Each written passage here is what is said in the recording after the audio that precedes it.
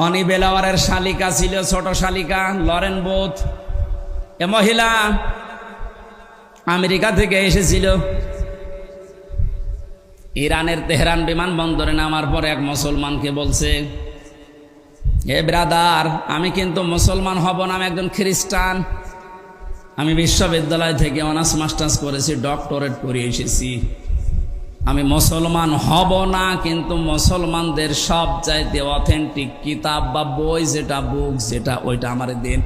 আমি ইসলাম জানতে চাই। আপনাকে কেউ যদি প্রশ্ন করে, কোনো হিন্দু, কোনো খ্রিস্টান, কোনো বৌদ্ধ, যে আমি মুসলমান হব না কিন্তু আপনাদের ধর্ম জানতে চাই, কোন বই পড়লে অথেন্টিক ধর্ম জানা যাবে, আপনি আমারে দেন। কি দেবেন বলেন তো? বলেন বলেন। এখন যদি বলেন না আপনি হিন্দু মানুষ, আপনাকে দেব না, কোরআন শরীফ আপনার বাবার নাকি? গতকাল